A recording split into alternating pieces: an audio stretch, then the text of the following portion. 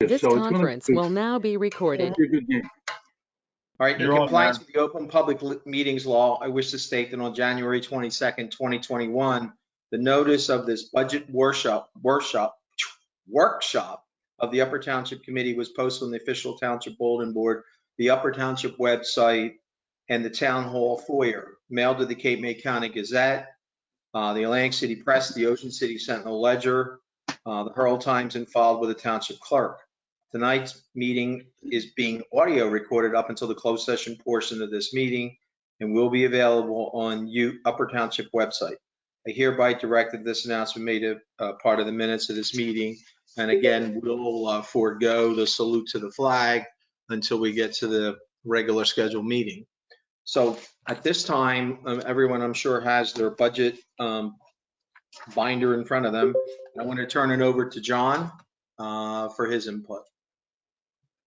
All right, what I'd like to do first is just kind of go over some of the highlights of the proposed appropriations for next year. For the year 2021, the proposed budget appropriations are $14,821,000.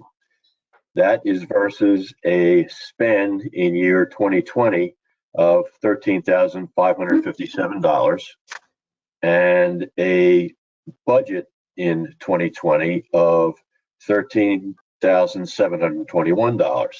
So the difference between our actual 2020 spend and our 2021 budget is $1,263,000, and budget to budget is $1,099,000.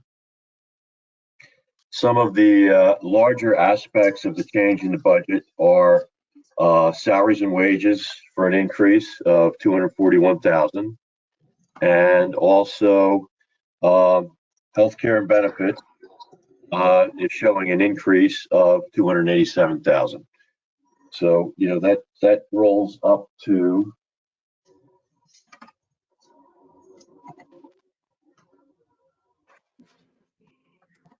$528,000.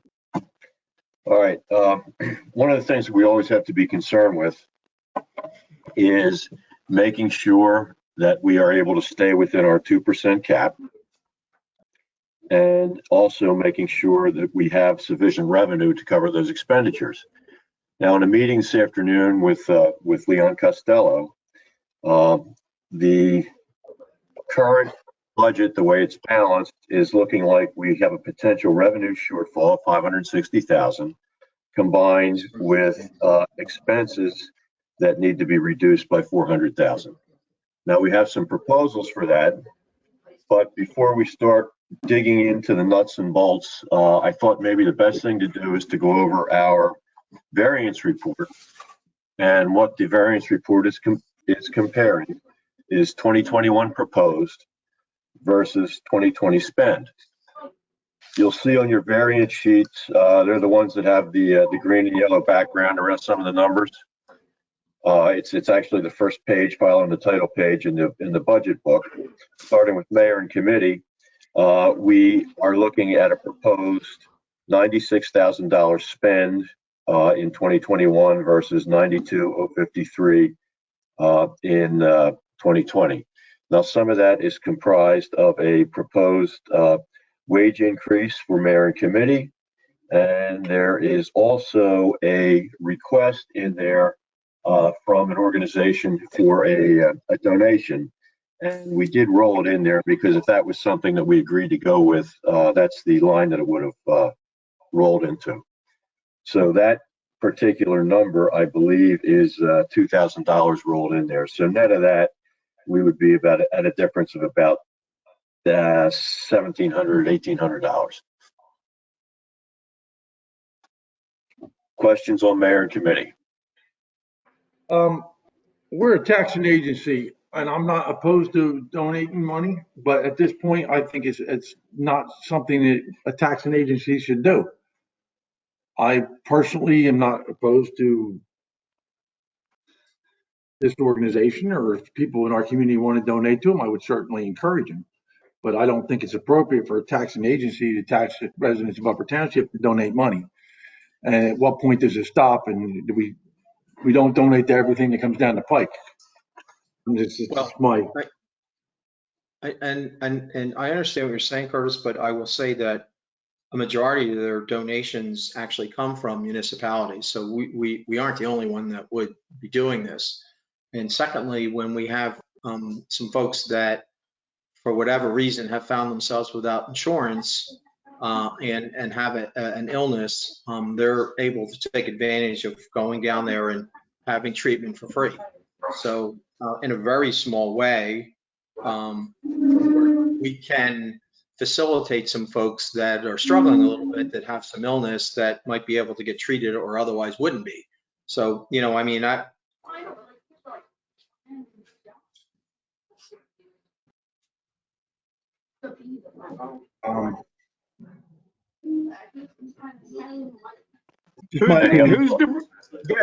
Who's the organization that the donation's going to? it's the Volunteers in Medicine. So they have, What was that? it's called Volunteers in Medicine. It's in Cape May Courthouse.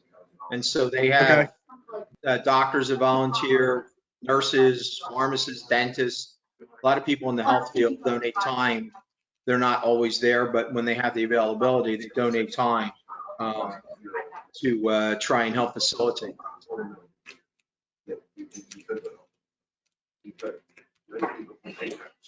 Does someone have like a TV on or something? It sounds like. Paul, maybe you can mute all the mics other than the committee. It looks like it's coming from Barb Young. I don't have the sound on. I do have the picture. How's that? Better? Yeah, that's better.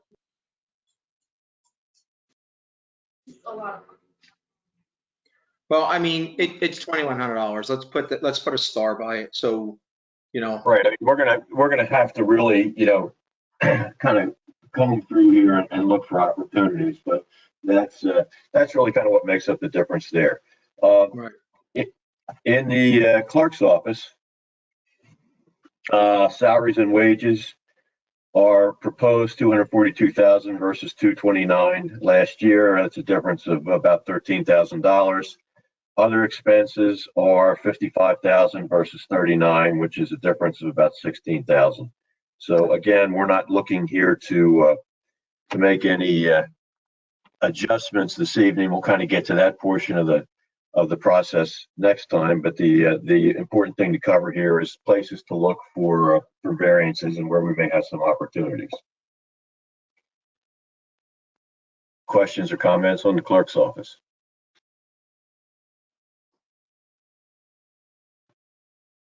All right, for finance and administration, salaries and wages 299 versus 290, so an increase of about $9,000.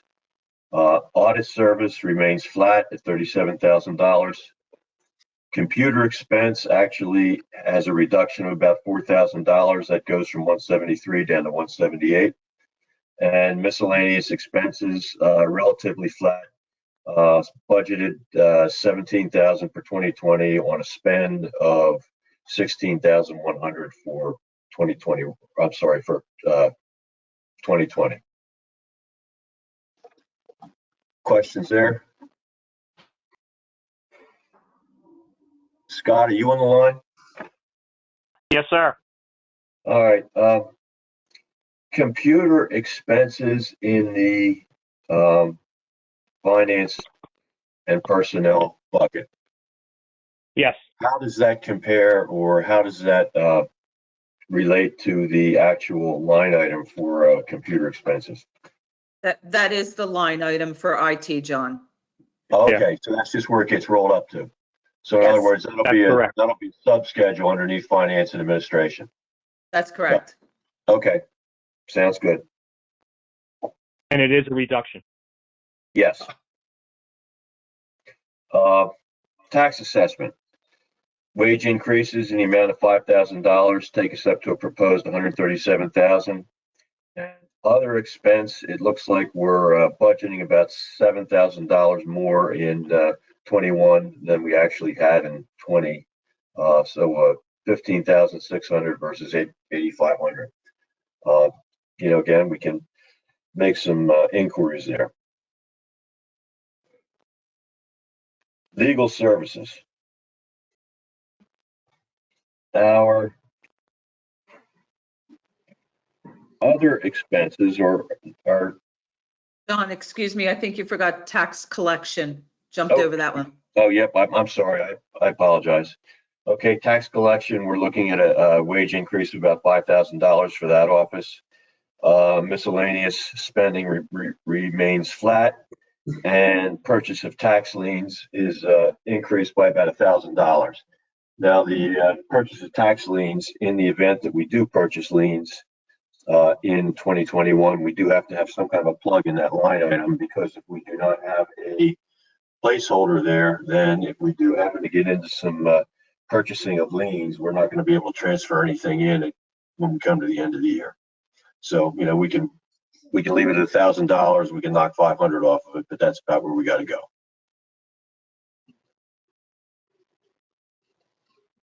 Questions? Comments? All right, now looking at legal services. Barb, I want to say other expenses. Can you give me some background on that?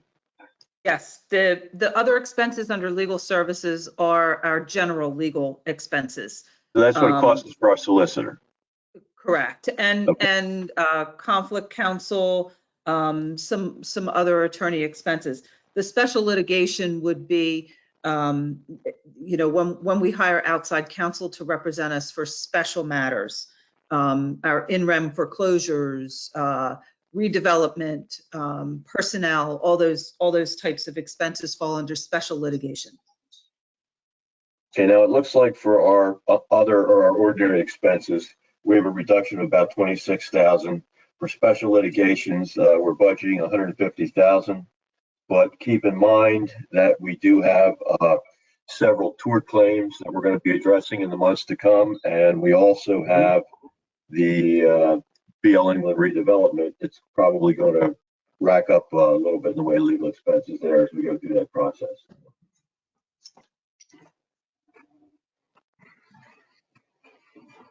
Anything to add there, or? I mean, there's a $19,000 reduction. So I guess my question is it's really the only column so far that we've seen, almost a $26,000 reduction in the normal expenditures of legal. Are we comfortable with that? I mean, I'm not sure.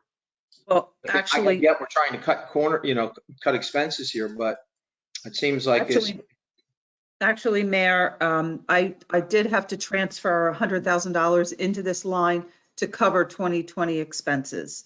So that's why it looks maybe a little askew. If you go over to the far right and look at some explanation, I do show that we had to transfer some money into that line, quite a bit of money into that line to cover expenses for 2020. So our actual budget for 2020 would have been around 270,000, but our actual spend is 371. Correct. So with what we already have in the queue, this is probably pretty conservative, right, John? Barbara, you talked to Dan about that. I did speak to Dan about it, and he feels the numbers in the budget right now should be adequate. It's hard to say what comes down the line, but he seemed to feel that the numbers that are in the budget currently should be adequate.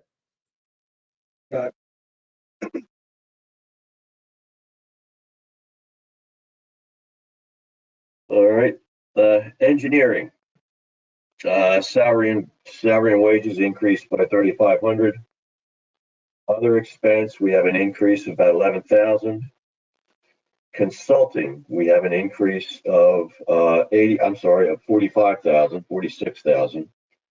Of that 46,000, 20,000 of that is earmarked for a study on rent control.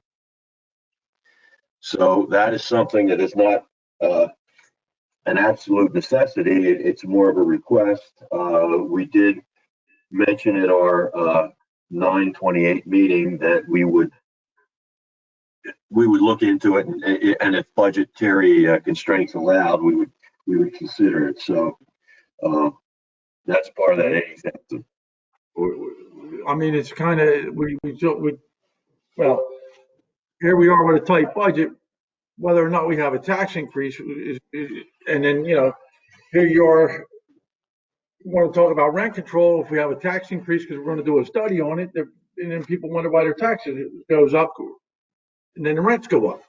Right. So Right. it's kind of like we're throwing gas on a fire. Cross purposes. Now, do we have anything else that's exploratory in there? Well, I guess, There's a couple things. yeah, I mean, we're not really tearing these apart, but, there is a substantial increase for consulting. So Yeah. is that? No, absolutely. There's money in there for developing wastewater, redevelopment, living shoreline in Strathmere. Those are some of the items that make up that line. Do we have a I mean, breakdown of those? If as we get into the detail of the various department heads, we'll request that breakdown. All right. Right now, we're just trying to look at it from, like 30,000 feet. Yeah, well, I looked it back in the paperwork here and I didn't see a breakdown, but that's okay. Yeah, there isn't breakdown yet. There's just the, No, we're The just doing an tabs. overview. the tabs Okay. are in place. So when we, get to the point of, replacing it, we'll be able to put that in with explanations. Okay.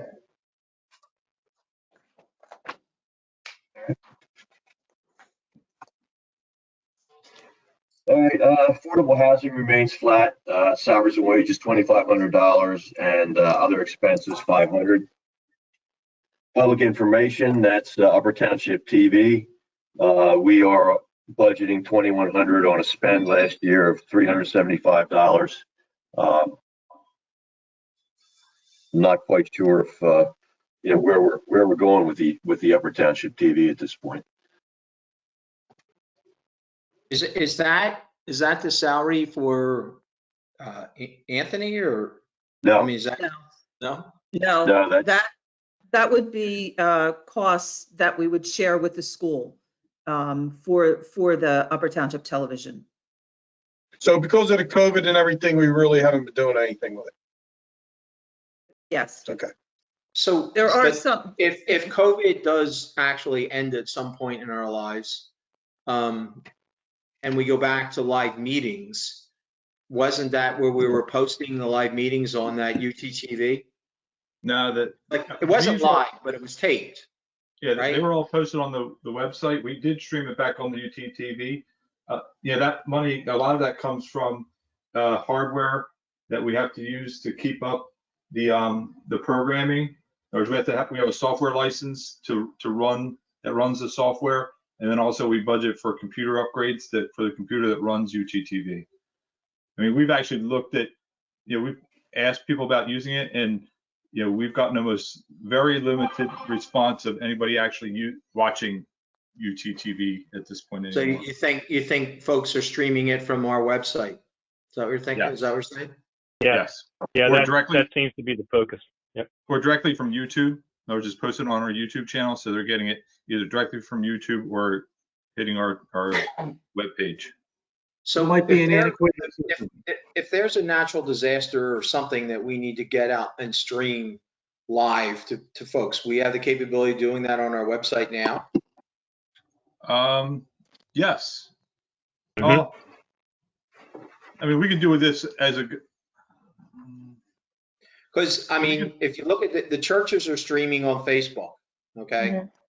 I just want to make sure, and hopefully we'll never have to use it, but if there's an emergency and we need to stream information out to folks, I want to be able to have access to do that. And I think Yep. that's one of the reasons why initially we were using UTTV as the potential of doing that. Yeah, I mean, right now we could do on UTTV live from Township Committee Room. You could also, that's part of that committee room upgrade that we did towards the end of the year with some of that COVID money, that will really integrate this go-to meeting. So we'll be able to, take some of this GoToMeeting feed and put it out onto either Facebook Live or YouTube Live. The thing is, in a natural disaster, I mean, everybody can use their phone or iPad or whatever as a hotspot and have internet. A lot of people can. Most people can today. Correct. In a Well, I natural, look at it, I'm only looking at it that if we have a natural disaster, so in a very small way, we think of the tornado. So there potentially is no power, so they're not getting an internet if there's no power, but they can use their phones, Right. at least until they lose their charge. And so I just want to make sure that we can stream on our website so that in the event of emergency, you can pick up your smartphone and use that as an access that you won't need internet for. It won't Don't be they use directly like on mass our- communication, like the pre-recorded phone messages that go out to everybody and pre-written text messages? I mean, there's other ways to get that information out too. I mean, in the event of a natural disaster, I mean, the UTTV, and it was a good thing 20 years ago. Here we are, though, in the 21st century where we aren't connected wires anymore. In a natural disaster, these wires are going to be on the ground. That tornado, there was cable TV, electric wires, everything. They lost electric, they lost cable TV. So the UTTV was useless to those people. Well, It's, really, Rich, when you have an emergency, you use a robocall anyway, right? Well, we've done the robocalls pretty much pre-storm. Or I think post-storm. that they're the most reliable though. Yeah. I agree. And Yes. Rich, during the tornado, we did do it. We utilized it during the emergency as well, telling everybody to stay out of the area, the affected area of the tornado. So we were able to go live with the technologies that we have today. And Okay. Curtis is right. The technology of the UTTV, although we have attempted to stay up with it, I think Paul and I realized that after kind of doing these the surveys that we did, just by simply maybe not leaving it run for a while, we didn't get any phone calls from any of the residents who we thought were maybe looking at the UTTV to say, hey, did you know your system was down? And that was a big indicator right there.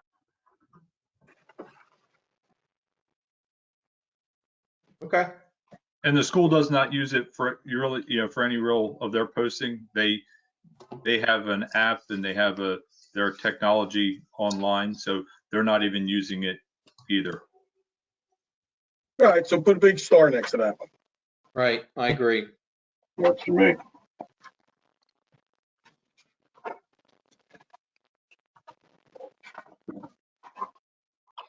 All right, moving on to public safety.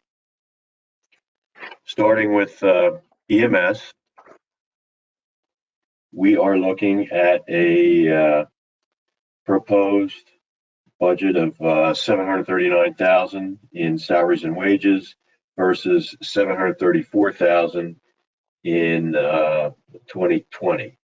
Now, we did in 2020 transfer $67,500 into the salary and wage line. So our salaries and wages are up substantially year over year. Now, part of that is because we have increased the headcount there, and we've had some people, come in. We've had some people leave.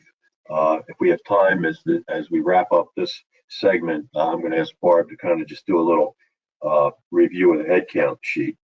And then their other expenses are budgeted for $168,000 on a prior period of $106,000, which is a difference of about $67,000. So there's some opportunity. I'm sorry, $62,000. So there's some maybe some opportunity there for examination. Yep. OEM salaries and wages remain relatively flat. There's a difference of about $800. Other expenses, we're looking at a difference of $7,000, $77,000 versus 2020 spend of $70,000. So I don't know if we have any questions on the OEM. So, Scott, are we still supplying I guess, I want to say cards, it's not what it is, but for the repeat, like the radios and stuff for the fire company and stuff, do we still do that? Yes, sir. Yep. And how much of that is in this?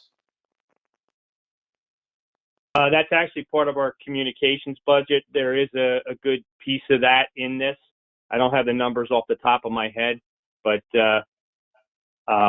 that's probably maybe, I don't know, Barb, maybe 25% of the budget. Is that accurate? That sounds off high, the top of my Scott. head. That sounds high. Is it? Okay. Okay. We can take a look at that. Okay. Well, you know, I But mean, yes, it's, we still do that. okay. It was more, you know, for education standpoint. Yeah. They still utilize that system for their mapping, so that we can see where their vehicles are and whatnot at all times, as can they. Okay.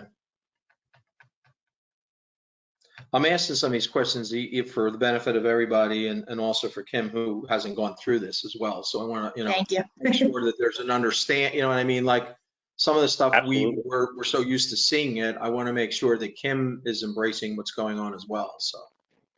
Thank you. Okay.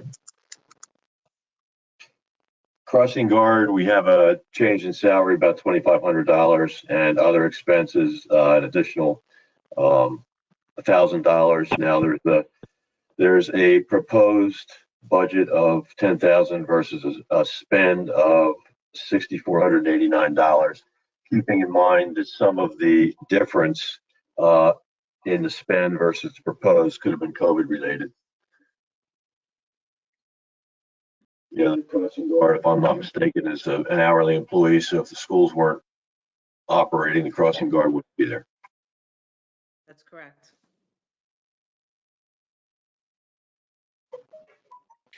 Regional dispatch, it's going up by an amount of about 17,000 year over year.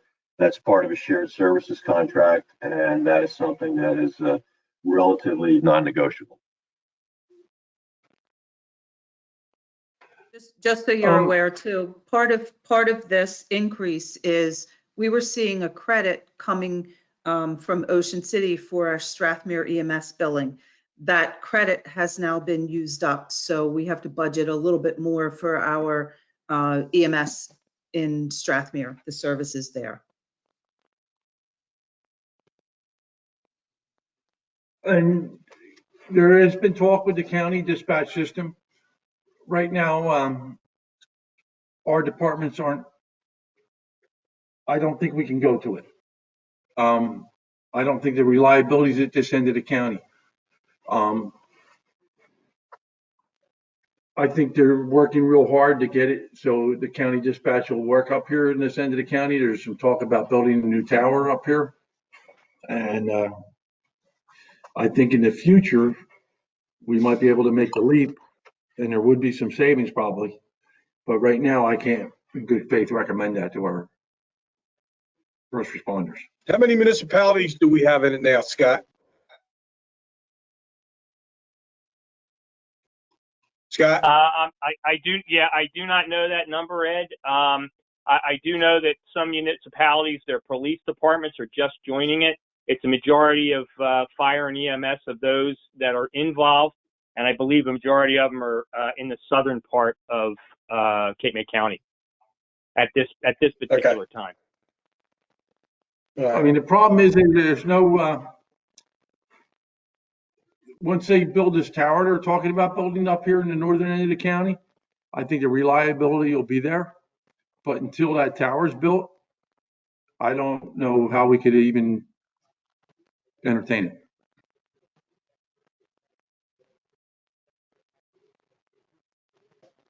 And Curtis, I think too, an additional comment that probably should be made is as more municipalities come on to their system, they're going to start looking at a higher caliber of dispatcher potentially that's going to be joining as well.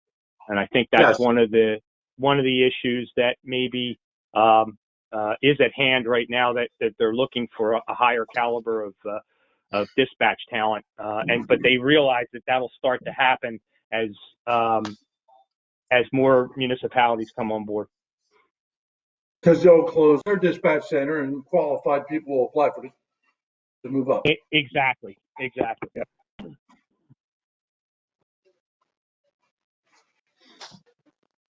Right?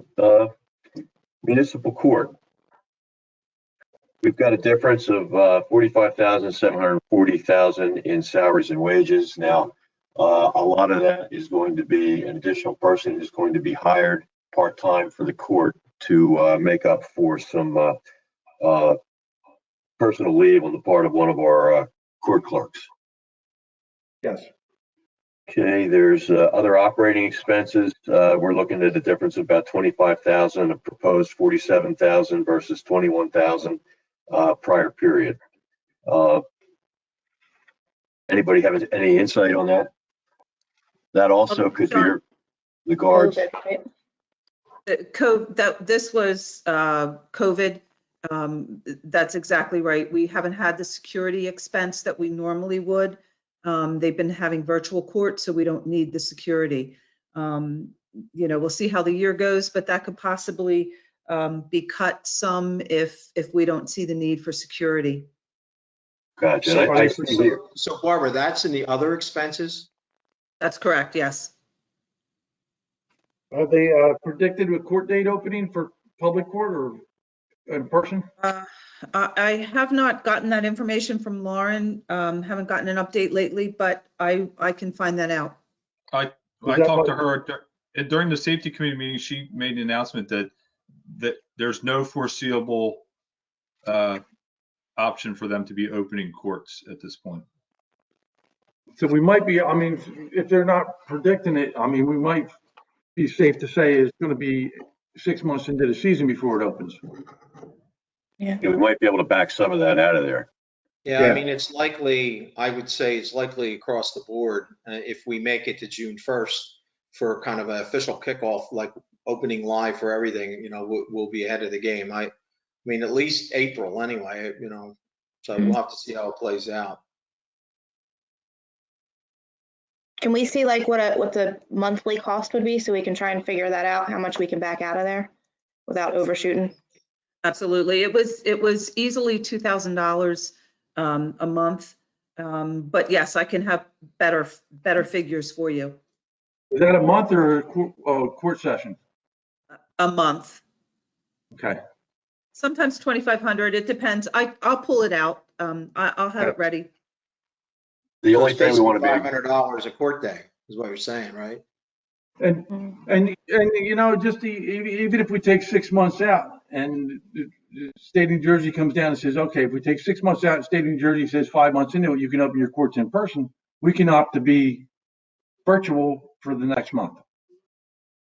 Well, that isn't really dictated by us. That's dictated by the Atlantic Cape May County municipal judges. So that would be Menendez's call. I think that's what we're kind of subject to.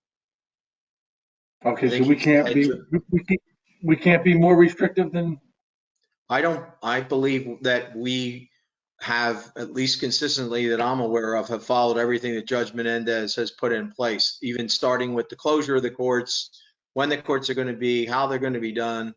And if they open it up, I don't really think that we have that flexibility to make any call to say, we're going to be more restrictive and not open for another month or something. I just, Barbara, can you talk to Lauren tomorrow and see if maybe how that works?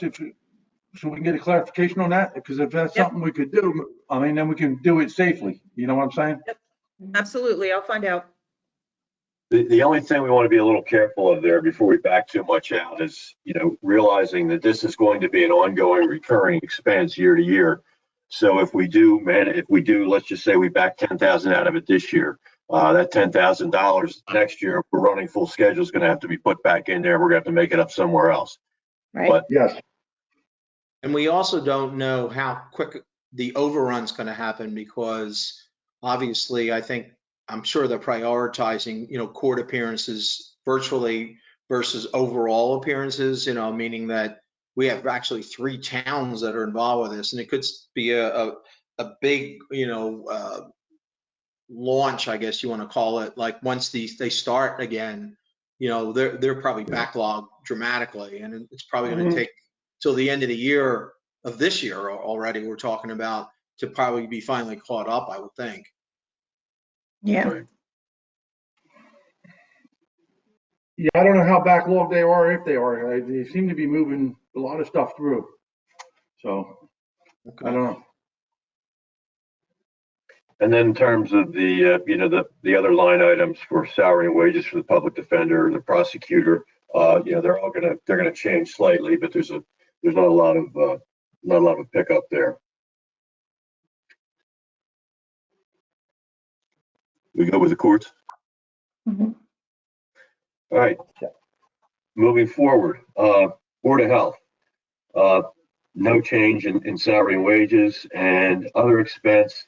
We transferred 20,000 out of the budget last year. And the 20,000 we transferred out was the money that we had allocated for hepatitis vaccines. We do tend to allocate that every year. We have not really had participation on the part of our EMS or our beach patrol, but nevertheless, we need to offer that should they be inclined or desire to get it. Might be able to pick up 10,000 there. Scott, does the Department of Health offer that? Not to my knowledge. I believe that's an individual municipal expense. Okay. Have we had anybody get vaccinated? Yes. Haven't we? We have? No, we I have believe- not. We have not. All right. Well, okay. Have we offered it? Yeah, Yes. honestly, when it first came out, the vaccine, it had to be 30 years ago. I was still active in the fire company. I believe all the fire companies at the time chose, and it was a personal decision. I think 90% of our firemen and first responders got vaccinated then. That being said, I don't know, if there's really been a push on our part to do it, but, and then some people in that field might take it upon themselves to get vaccinated themselves. I don't know. Does this include hepatitis C? I think it's just Hep B, probably. Yes. Well, I don't know, because C is the one that they're more worried about. We can Well, the look into this a chief's little on here. more. Chief Sampson, how many of your people have gotten done?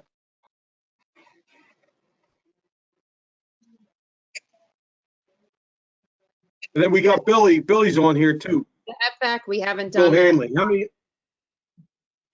You haven't done it at all? We haven't done it in a while, like Curtis said. We haven't done that in a while. The only vaccine that we're Let getting me now. ask you. Yeah, you have some people that work for other agencies. Are they getting it from the other agency they work for, or are they going without the shot? They're going without the shot. They haven't been required by us to take it.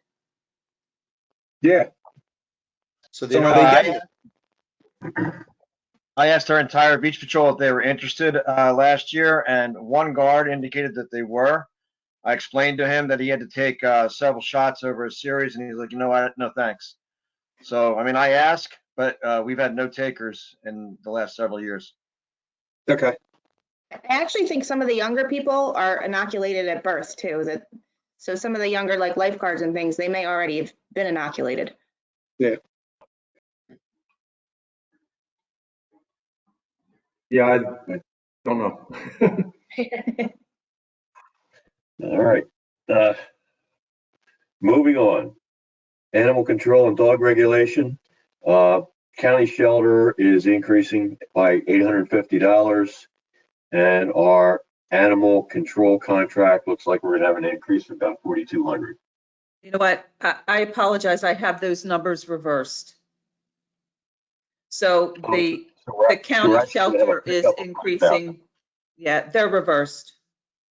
Okay, well, that's nice. Yeah, so what are you saying, Barbara, that there's an increase more for the county?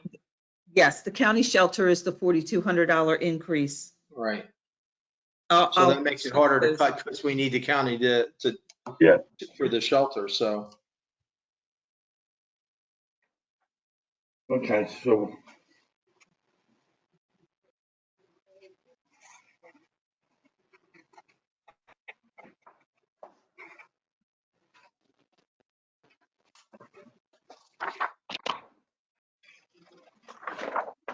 Okay.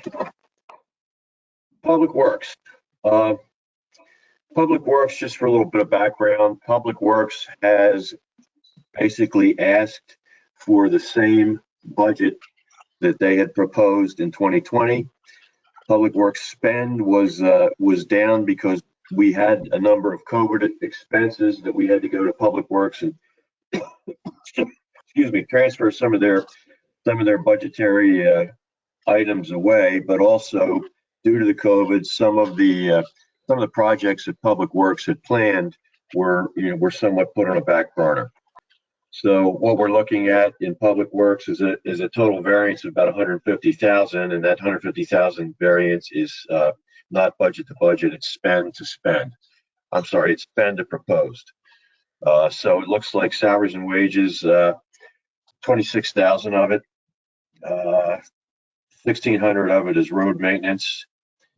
Miscellaneous and other expenses come up to 122,000.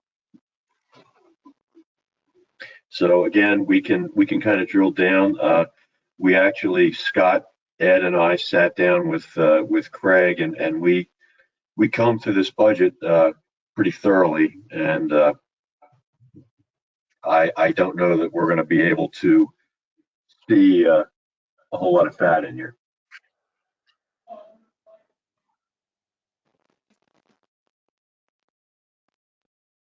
But John, was that included when we talked about the salt situation? Did you already take that out? Yes, that has been removed.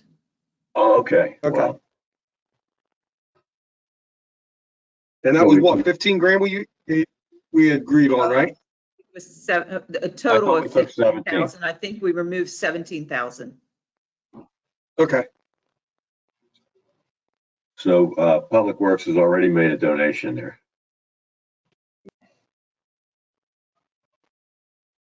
yeah, that's one snowstorm away from using it though. Yeah, no, I concur. We've been lucky the last 2 years. Yeah, we should be pretty good though. He says we got plenty in stock, and if we do have to get us through the rest of the year, we'll have enough in the budget to get what we need. That's if Mother Nature cooperates. I think Never we just got a count on storm warning. All right, demolition of unsafe structures, we've got 15,000 budgeted. We did not spend anything last period. Barb, did we reserve money last period for demolition?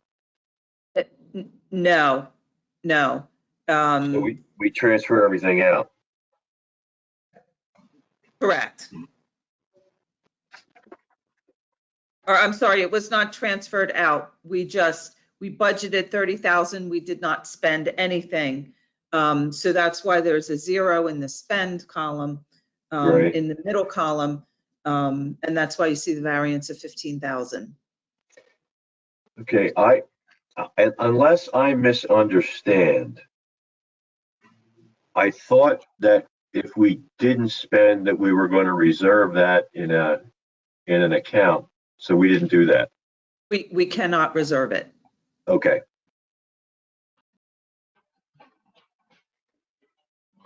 We had talked about it, but it's not feasible.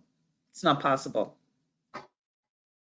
All right. Well, we'll have to remember to talk with Paul and Dory and find out if there's anything that might be on the horizon that we're going to have to take a serious look at. This recommendation came from Dory, came from the construction official. Okay. So chances are he's got something in mind. All right. Let's see. Recycling, we have a $43,000 reduction year over year spend versus proposed. I'm wondering if you had some clarification to that. Is it just did we reclassify some of the There employees? was, no, there was an employee that retired, Okay, and that has not been budgeted, put back into the budget for this year. gotcha. And then other operating, the proposed is 130,000 versus spend of 80,000. Keeping in mind that that difference, which is about $50,000, last year had been earmarked for some repairs that needed to be done to the automated side load trucks. I do know one of those repairs is currently underway now, so that the need has not gone away for those repairs. It's just that we were able to push that off to the following year.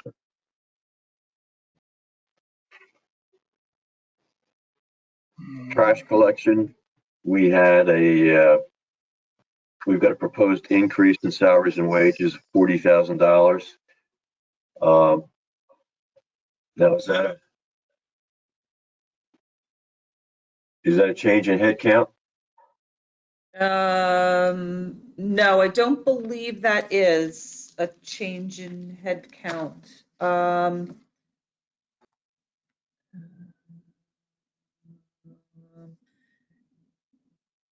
mean, No, it's a actually, I'm 10% sorry, change. there would be, there is a proposed additional employee in here. Okay, got it. Okay. Tipping fees, that's set by the county, and I guess the tipping fees are calculated off of our current waste flow tonnage. Yes. So that's kind of where the estimate is there. Buildings and grounds, salaries and wages, we have an increase of 75,000. Other operating, we're looking at being relatively flat, a difference of about $8,000 on a budget of 286. And we had to, I guess we came up short on that line in 2020, so we had to transfer in an additional 20,000. That's correct. Now, is that going to be an ongoing expense, or was that something that might have been a one-time deal? This is a line that typically there's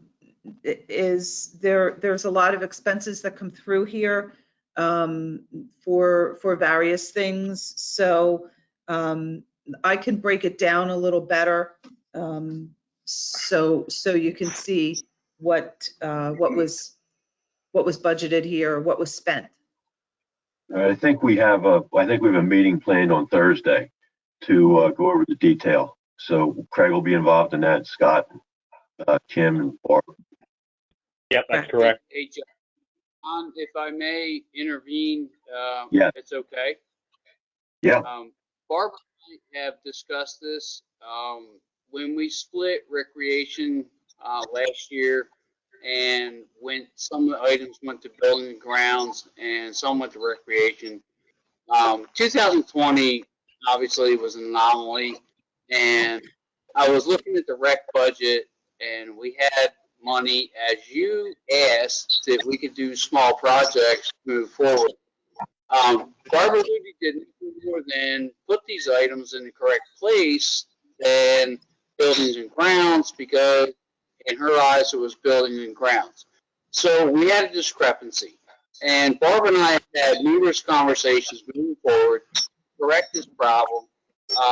And moving forward, we will have a good handle on this moving forward. So please understand that it's not that anybody's over budget. The money was in place.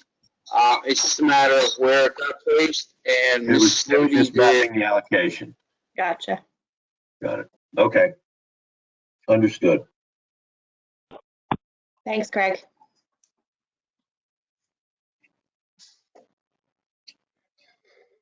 Also, we have $2,600 budgeted for our gypsy moth program, which may or may not be insufficient. Paul, can you weigh in on that?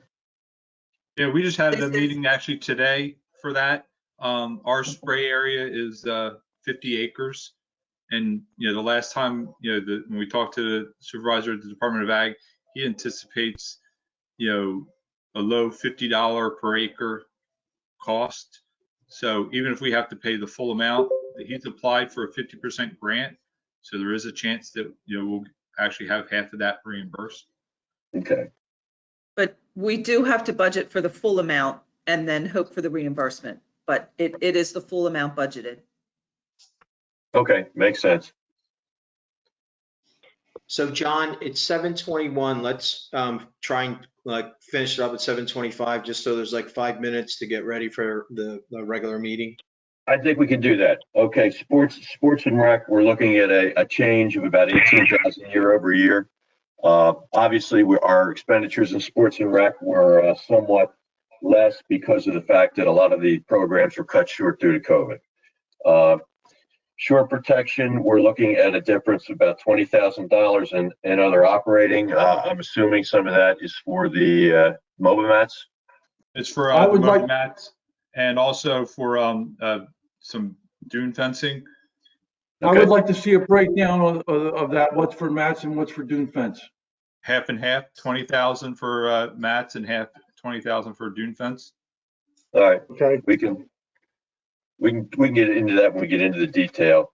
okay. Beach protection, we have a difference of 222,000. Salaries and wages make up 20,000 of it. About 200,000 of it is money it was actually a number that was plugged in there to leave us some opportunity for our parking situation and also for the potential for coming up with a beach tag program. Curtis and I are going to need to get together on that, and we're going to need to get a general consensus. And the nickel version of that is going to be that we can, if it looks like we're going to consider beach tags, then what we're going to have to do is we're going to have to plug some proposed revenue in on the revenue side, and we may want to take a closer look at the breakdown of that $200,000 that we put in there to see what we're really going to need. We have another meeting on, for the parking committee and all that on, scheduled for Monday the 4th or Monday the 1st of February. Okay. So I will have some, I'll probably meet with you that week, John, and we'll Yeah. probably have some new numbers for by the 8th. And then just if the consensus of the committee, in a general way, is that we are going to consider doing the beach tags, we may want to think about putting some additional revenue on the revenue side, budgeting for, our income there. Yes, and I do have some numbers on or projected sales that I don't know how right or wrong I am with them, because, Yeah, we know it's a crapshoot. yeah. Community center is relatively flat. Our insurance, as we mentioned it when we opened up, we have a difference of 241,000.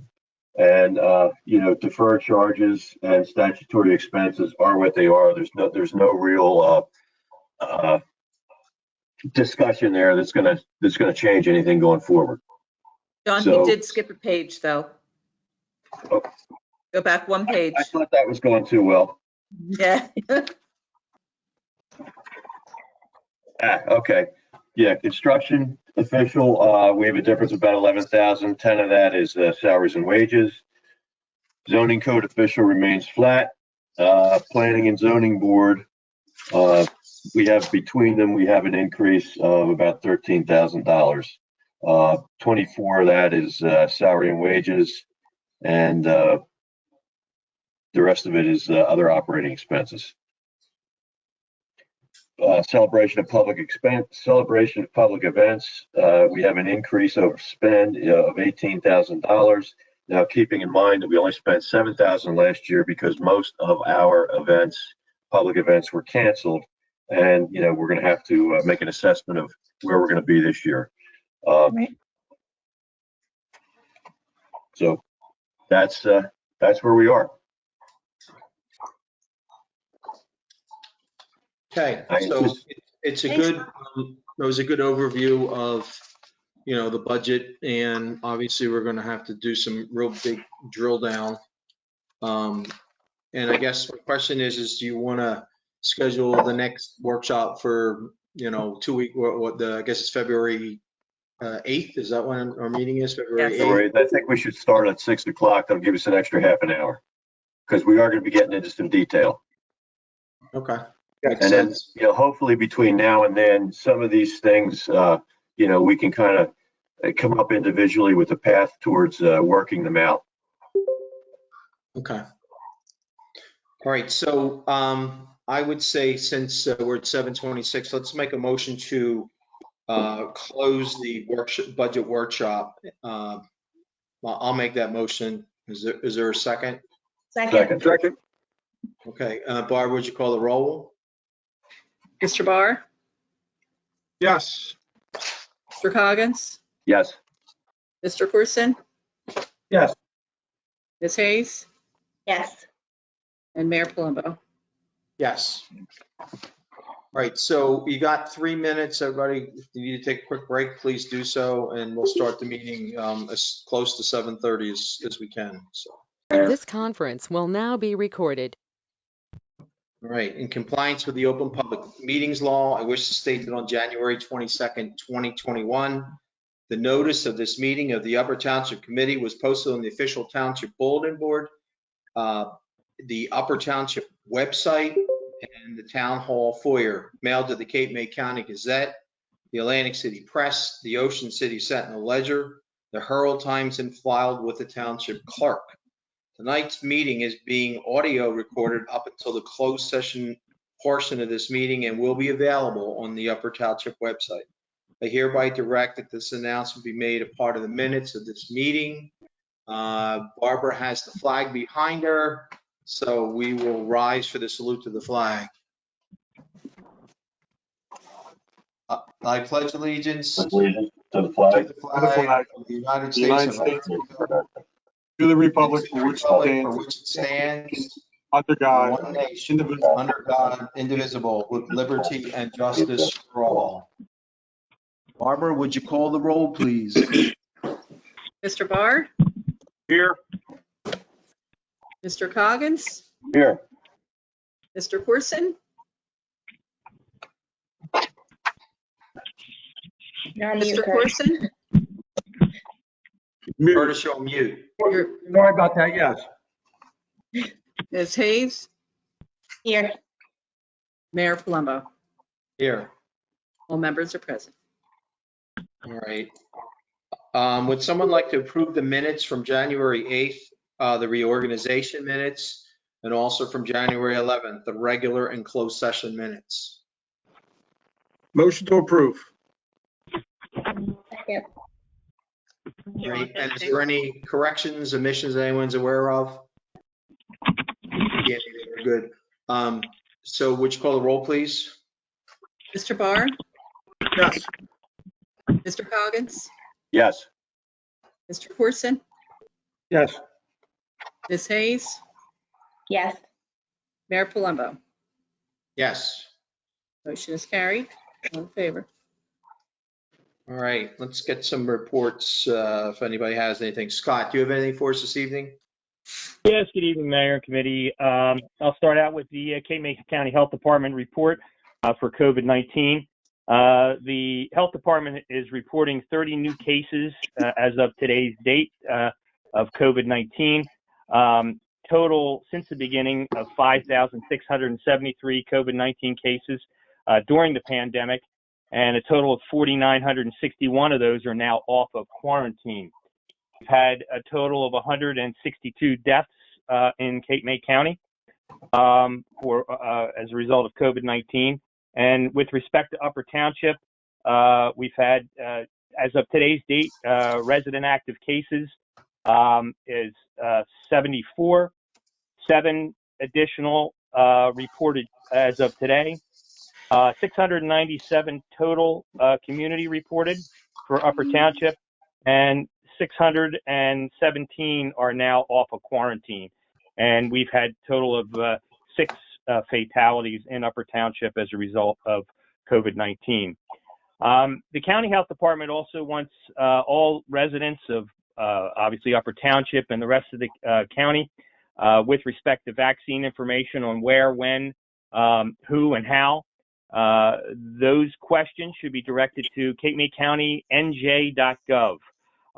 And the latest information on the availability of vaccine and that type of information is available. The New Jersey Health Department reports that 8,254 doses of the vaccine have been administered in Cape May County, and that is when combining the vaccine doses given out by the Cape May County Department of Health and other entities. With respect to a new vaccine call center, they have just established that to assist individuals to pre-register for vaccine and make vaccine appointments, including those without computers. That went live as of today. The call center hours of operation are from 8 a.m. to 8 p.m. and the call center number is 855-568-0545. And again, that's 855-568-0545. The same information, once again, is available on www.capemaycountynj.gov. There are right now 6 mega vaccine sites are now open in the state, including the closest regional site to Cape May County at the Atlantic City Convention Center. Individuals with computer access are encouraged, once again, to pre-register at the website that I just mentioned. For the committee, I do have a request from the EMS division for one of its members to attend an emergency telecommunicator certification course. This is a 1-week course from Monday, March 15th through Friday, March 19th, and a separate course that is in the following week from March 22nd through March 25th. This is for the New Jersey Emergency Medical Dispatch certification. Now, these two classes normally would be $400 per person each, and as a result, there is an offer to host the class. The maximum enrollment, obviously due to COVID-19, would be 10. We do have the capability to host the class at our EMS building, which will basically reduce the cost in half. So I'm looking for approval from committee. The individual EMT is Jonathan Carter. I'd like to make that in the form of a motion. Second. Mr. Barr? Yes. Mr. Coggins? Yes. Mr. Corson? Yes. Ms. Hayes? Yes. And Mayor Palumbo? Yes. Motion's carried. Thank you very much. And that is all I have. Do have a few things for closed session as well. Scott, question for you. Yes, sir. Any chances of us getting a vac center down here in Cape May County? We are in its infancy right now. We have been approached by the Cape May County Office of Emergency Management. We do have a site that they are interested in. I am waiting for a contact from the Cape May County Health Department. They have representatives that I'm hoping that will come up this week, and they'll be taking a look at the same facility. But so far, the information that I have, and based on the contact and the meeting that we had the other day, it looks very favorable. Okay. How about throughout the county? Do they have a plan as far as sites that will be more favorable for people for distance? Well, right now, I'm sorry, Scott, but right now they have the Avalon Community Center that they're giving vaccines out at through the county. Okay. But Scott and I have been working to help facilitate something that comes northward. And we're actually showing them what facilities we have to offer here in the township as well. So, that would be the optimal thing if we could somehow work that out. Scott's been on top of it. He and I have discussed this a bunch of times. Like he said, we had a couple people survey the site that we have in mind. I don't really want to reveal that at this point, just because we don't know who they're going to approve.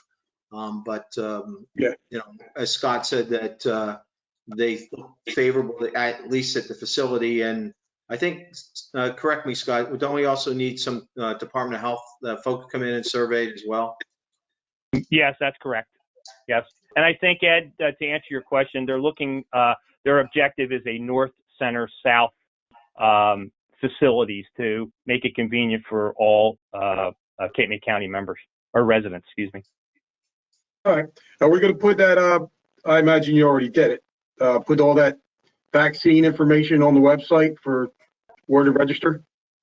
That information is Our up, website? through through those websites and also on ours as well, correct? All right, good. Thanks. That's all I have, Mayor. Okay, thanks, Scott.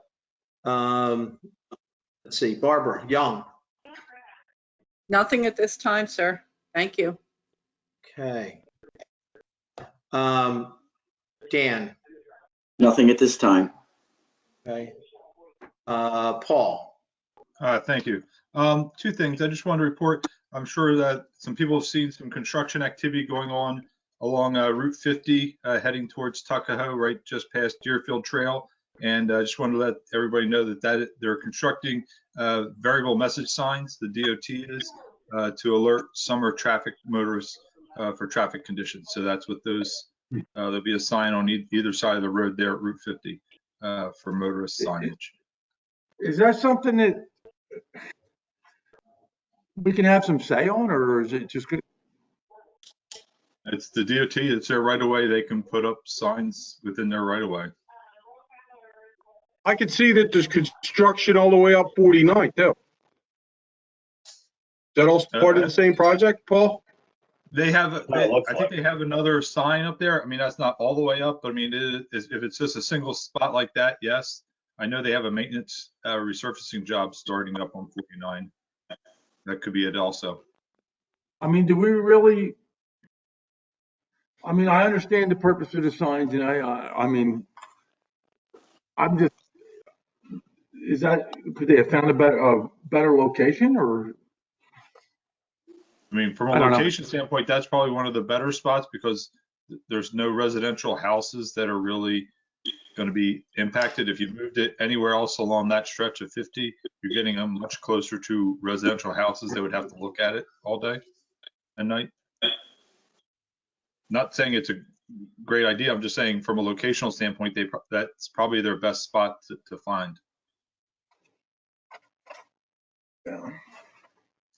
The other thing I wanted to give, we've been notified by the Parkway Highway Authority that they will be replacing about 230 feet of bulkhead along Harbor Road, stretching from where the new southbound lane bridge is, heading up along, I'll say, the westerly on the north side of our Harbor Road. That bulkhead is their maintenance responsibility, and they're going to be replacing the rest of that bulkhead. They replaced the portions underneath the bridge when they did the bridge construction, but now they'll be replacing the rest of it. Will that have any impact on our project, Paul? No. Okay. And that's all I had this evening.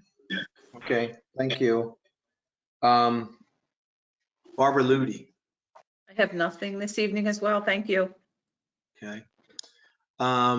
Let's see, Committeeman Coggins. Nothing this evening, Mayor. Okay. Committee Woman Hayes. Nothing this evening, but I would like to just encourage everybody to go onto the website and register for their vaccine. Okay. Deputy Mayor Barr. I have nothing to report, sir. Committeeman Kurt Corson. Thank you, Mr. Mayor. January, we had our rabies clinic, our first rabies clinic. We vaccinated 113 dogs and 49 cats. Our next rabies clinic will be February 13th at 1 p.m. at Shore Vet. So if you haven't had your animal vaccinated or licensed yet, that would be an opportune time.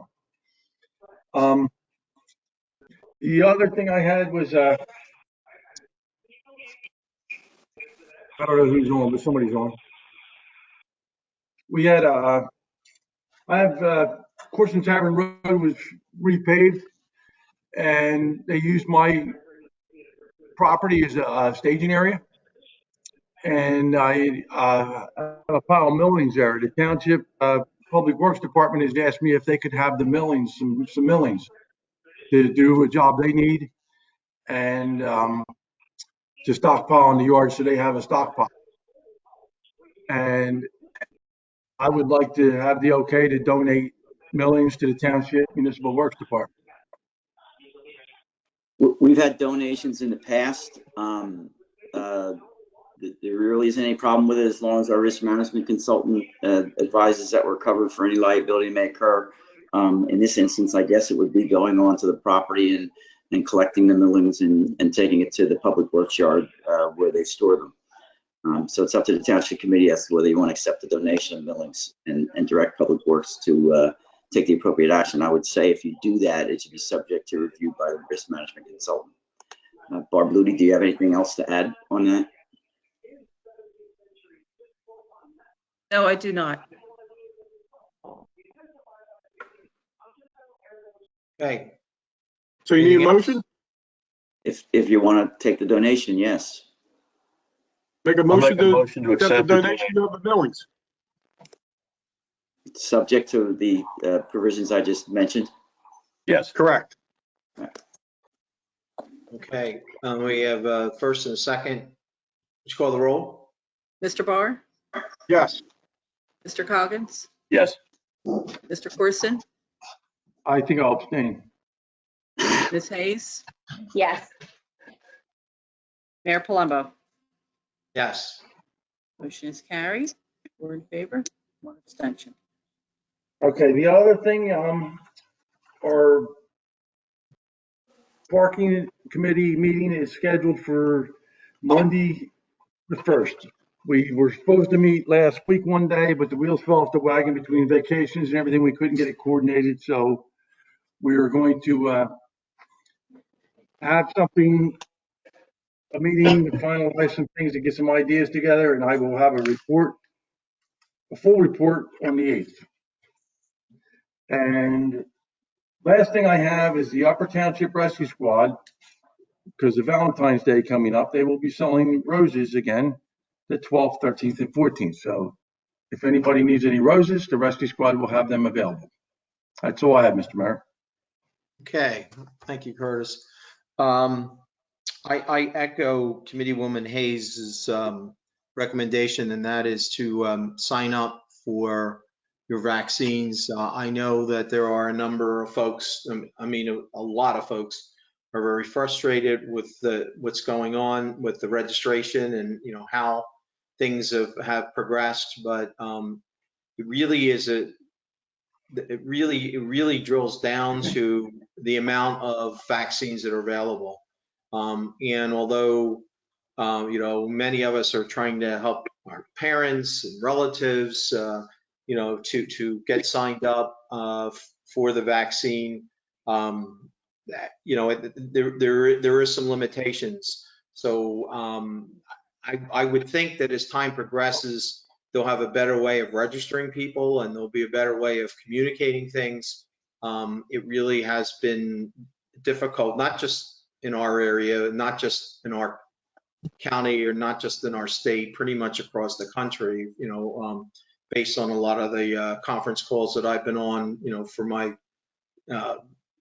daily job, as it were. I just, you know, I can't emphasize and echo Committeewoman Hayes is just, you know, you got to stay vigilant. Any numbers that come up, you know, try and, as frustrating as it may be, try and, you know, do what you can to sign up. I do know that those that are given the vaccines, especially those in the pharmacies, and I'm sure at the other facilities, are doing everything they can to maximize the doses that are available. You know, at some point, there will be a third manufacturer. Johnson & Johnson's probably about 3 weeks out from being approved by the FDA. Different type of vaccine, but still will protect you against COVID-19. So, you know, there is some good news on the horizon. And, you know, I know as frustrating as it is, I'd ask everyone to please be patient. You know, obviously municipality doesn't really have any opportunity other than to just try and get updates as to what's going on. And I know Scott and I have had, you know, numerous conversations on trying to get out as much information as we can, but it really boils down to how many doses are available first through the state, from the federal government, and then passed down to the county. So we'll see how that all plays out. So that's all I have, Barbara. So if you'd like to start on the resolutions, please do so. Okay. Item number 1, authorizing the Township of Upper to enter into a contract with Dan Zinger and Markov for actuarial services. Motion authorized. Mr. Barr, Yes. Mr. Coggins, Yes. Mr. Corson, Yes. Ms. Hayes, Yes. Mayor Palumbo. Yes. Motion is carried. Item number 2, appointing Jerry H. Steiner to serve as an additional municipal public defender on an as-needed basis. Move the resolution. Second. Mr. Barr, Mr. Barr, Yes. Mr. Coggins, Yes. Mr. Corson, Yes. Ms. Hayes, Yes. Mayor Palumbo. Yes. Motion is carried. Item number 3, appointing Douglas K. Walker to serve as an additional municipal prosecutor on an as-needed basis. Move the resolution. Second. Second. Mr. Barr, Yes. Mr. Coggins, Yes. Mr. Corson, Yes. Ms. Hayes, Yes. Mayor Palumbo. Yes. Motion is carried. Item number 4, authorizing the mayor and township clerk to sign a contract with Phoenix Advisors for municipal advisory services. Motion to authorize. Second. Second. Mr. Barr, Yes. Mr. Coggins, Yes. Mr. Corson, Yes. Ms. Hayes, Yes. Mayor Palumbo. Yes. Motion is carried. 5, appointing Keith A. Bonji, attorney at law in the law offices of GMS Law as special legal counsel to complete certain in-rem foreclosure matters. Motion to approve. Motion to appoint. Mr. Barr, Yes. Mr. Coggins, Yes. Mr. Corson, Yes. Ms. Hayes, Yes. and Mayor Palumbo. Yes. Motion is carried. Item number 6, approving the application of the Marmora Volunteer Fire Company for highway coin drops. Move the resolution. Motion to allow? Mr. Barr, Yes. Mr. Coggins, Yes. Mr. Corson, Yes.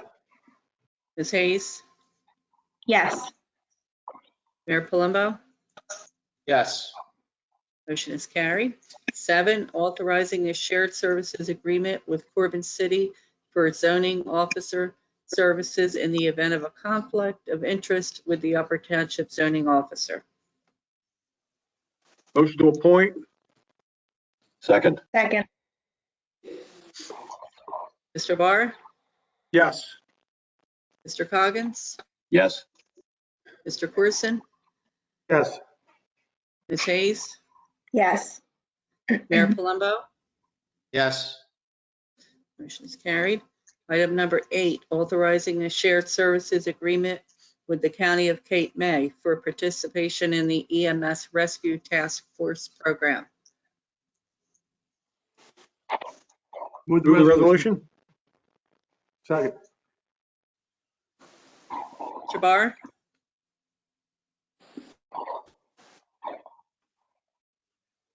Mr. Barr? Yes. I can't hear. I think he said yes. Mr. Coggins? Yes. Mr. Corson? Yes. Ms. Hayes? Yes. Mayor Palumbo? Yes. Motion is carried. Item number 9, canceling and refunding tax on exempt property at block 414.01, lot 36. Motion approved. Second? Mr. Barr? Yeah. Mr. Coggins? Yes. Mr. Corson? Yes. Ms. Hayes? Yes. Mayor Palumbo? Yes. Motion is carried. 10, appointing Margaret Lovelace as a part-time employee in the office of the municipal court. Move the resolution. Second. Motion to, second? Mr. Barr? Yes. Mr. Coggins? Yes. Mr. Corson? Yes. Ms. Hayes? Yes. Mayor Palumbo?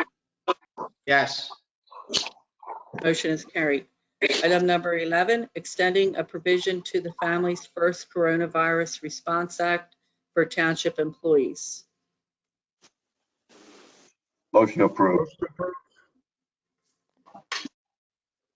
Mr. Barr? Yes. Mr. Coggins? Yes. Mr. Corson? Yes. Ms. Hayes? Yes. Mayor Palumbo? Yes. Motion is carried. 12, urging the County of Cape May and the New Jersey Turnpike Authority to conduct a safety study of the intersections at Roosevelt Boulevard, County Route 623, and Interchange 25 of the Garden State Parkway. Move the the res- resolution. Mr. Second. Barr? Yes. Mr. Barr? Yes. Mr. Coggins? Yes. Mr. Corson? Yes. Ms. Hayes? Yes. Mayor Palumbo? Yes. Motion is carried. Item number 13, reserve budget transfers. Motion approved. Second? Mr. Barr? Yes. Mr. Coggins? Yes. Mr. Corson? Yes. Ms. Hayes? Yes. Mayor Palumbo? Yes. Motion is carried. Item number 14, authorizing the purchase of certain items through the Sourcewell National Cooperative Contract with funds from the 2020 Capital Improvement Bond Ordinance in the amount of $218,873.51. Motion to authorize? Second. Yeah, and I'll add, this is, I don't know if I say it, but a truck-mounted, self-contained vacuum debris collector. So it's something to help us get through a lot of the debris that's found on the street, both in the spring and fall. So, A leaf machine? yes. Okay, very good. Mr. Barr? Yes. Mr. Coggins? Yes. Mr. Corson? Yes. Ms. Hayes? Yes. Mayor Palumbo? Yes. Motion is carried. Item number 15, authorizing the purchase of certain items through the Houston Galveston Area Council National Cooperative Contract with funds from the 2020 capital improvement bond ordinance in the amount of $231,384. Motion to authorize. Second. And this is actually just for the public, a new ambulance for our rescue squad. Mr. Barr, Yes. Mr. Coggins, Yes. Mr. Corson, Yes. Ms. Hayes, Yes. Mayor Palumbo. Yes. Motion is carried. Item number 16, congratulating employee Tara Mathers of the Upper Township Municipal Court as the Upper Township 2020 Safety Employee of the Year. Move the Motion resolution. to approve. Second. Mr. Barr, Yes. Mr. Coggins, Yes. Mr. Corson, Yes. Ms. Hayes, Yes. Mayor Palumbo. Yes. Motion is carried. 17, authorizing the chief financial officer to withdraw funds in the amount of $23,821.36 from the account entitled Reserve for Capital Projects. Motion to authorize. Before you actually Second. vote on this, I want to make you aware that we expected to receive pay-to-play paperwork that's necessary for this, but I have not received it. I wanted to let you know that if it's not received, this resolution will be revoked at the next meeting. Okay. Okay. Mr. Barr, Yes.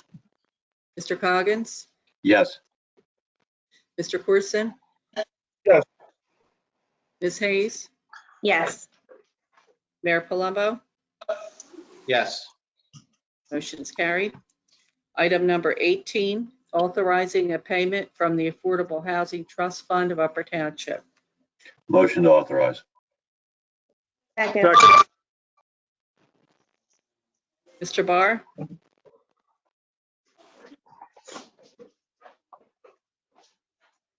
Mr. Barr, Yes. Mr. Coggins, Yes. Mr. Corson, Yes. Ms. Hayes, Yes. Mayor Palumbo. Yes. Motion is carried. Item number 19, renewing the mining licenses for the license year 2021.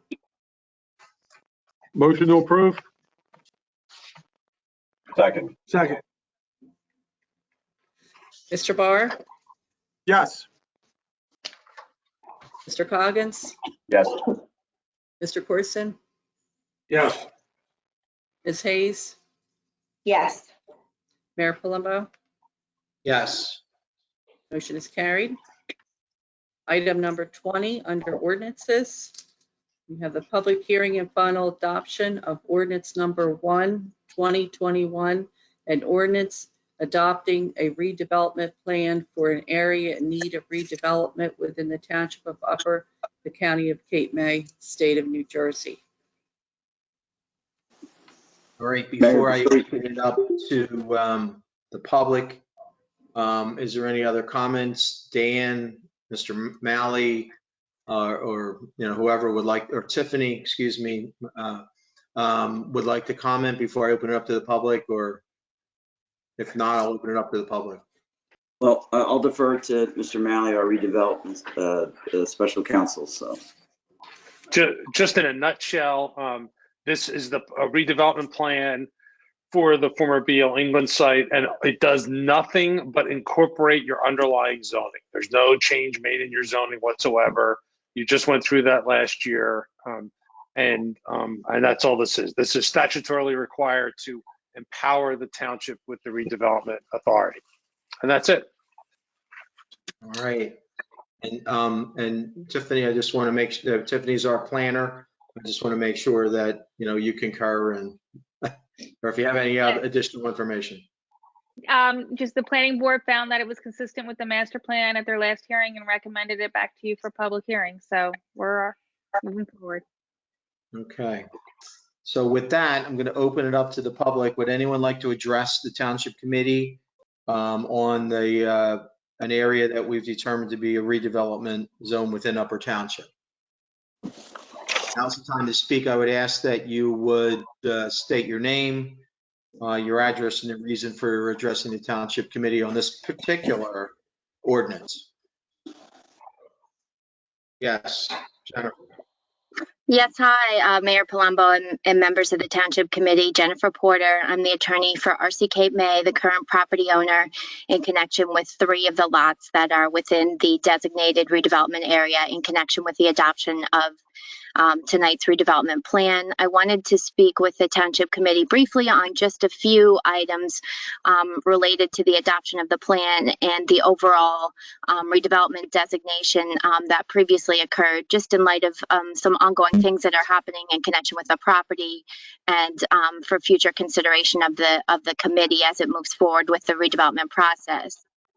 So first, separate and apart from the redevelopment plan, and I would just like to say that I completely agree with everything that was just set forth by Mr. Mousy and Ms. Morrissey in terms of the adoption of the plan.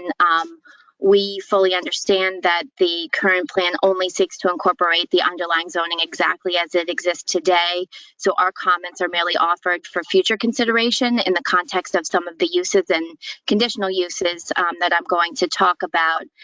We also understand that obviously previously the board did adopt the redevelopment designation, but we would like to encourage the committee in the future to consider also designating additional properties that are under ownership by RC Cape May, as we believe it makes more sense to be wholly inclusive of the entirety of their holdings, particularly to the extent that there are potential future prospects in terms of the development of this area.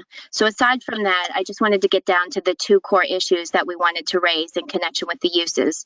The first one is that we believe that there are 2 use categories that should also be considered in connection with future adjustments to the redevelopment plan. One is residential uses or mixed uses, which we see are allowed within various other districts within the municipality. We think that that would make sense and would actually be cohesive in the context of the uses which are currently permitted within the town center district, which is part of what is being incorporated into this plan. We understand potentially from what was discussed at the planning board last Thursday that the reason why they may not have been included initially was, in light of consideration of the remediation that's ongoing at this site. And so we recognize that and also wanted to let the committee be aware of the fact that not only with potential residential uses, but also in connection with some of the permitted uses which are currently in the zoning, which is being adopted as part of the plan this evening, that the remediation was done fully in compliance with the law and with the administrative consent order with DEP, but that it was done to restricted use standards. So to the extent that a future developer seeks to develop the property, they will have to take into consideration the fact that additional remediation may have to be done separate and apart from the legal obligations and remediation that's been done to date. So getting to back to the uses, the other use which we think should also be encouraged or considered in connection with the property is light industrial and energy uses. We're obviously aware of the fact that the municipality does not want to see certain types of uses in connection with this property. And clearly wanted to eliminate the existing uses of the property once the plant was decommissioned. But as a former energy generation site with transmission substation on site, we believe that the future use of the BLE site should include renewable energy, solar, land-based wind, offshore wind substations, and interconnection, and potentially energy storage, specifically battery storage of offshore wind generation. And that ties in directly not just with the existing capabilities of the area, but also some of the existing agreements that are in place in connection with not just existing easements, but also potential future uses for wind generation and the like. Aside from that, we just have one other comment. It's just in connection with the conditional uses, in particular, the conditional use for electrical substations. So again, we're happy to see that that was retained as an permitted conditional use. Our only concern with respect to the conditional use criteria that's provided in the underlying zoning, which is now being incorporated into the plan, is that the conditional use requirements do not match up with existing agreements in connection with, for example, the ACE agreement with Atlantic City Electric. It specifically states one of the conditional use criteria is that the total land area devoted to the substation shall not exceed 10 acres. But the total land which is allotted to that particular use under those agreements currently is 15.2 acres, with 2.4 for ACE and 12.8 for future offshore wind, to the extent that they exercise the option contract, which is current on the property. The second conditional use criteria relates specifically to electrical substations being located at least 1,200 feet from the most waterward side of lot 76.01 and 1,400 feet from North Shore Road. Again, we just wanted to point out that the existing ACE and future OW substations are closer to 500 feet from the water, and the future offshore wind is also close to 500 feet from North Shore Road.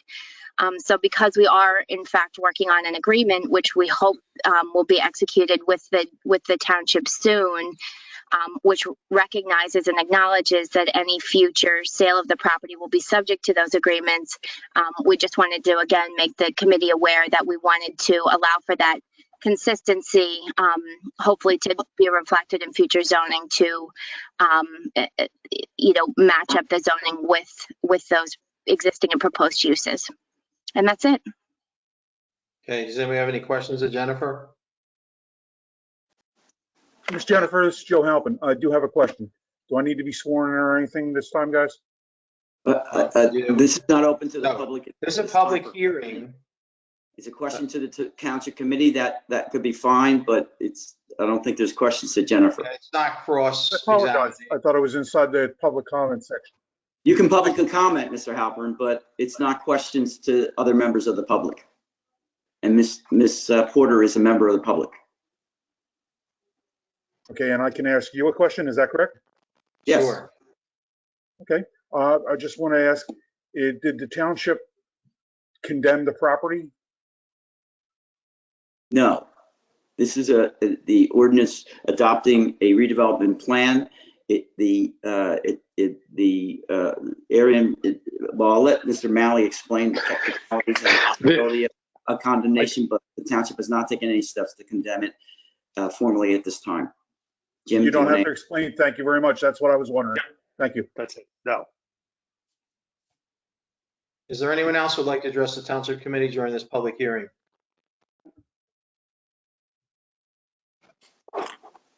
Everybody's been unmuted, Mayor. Okay.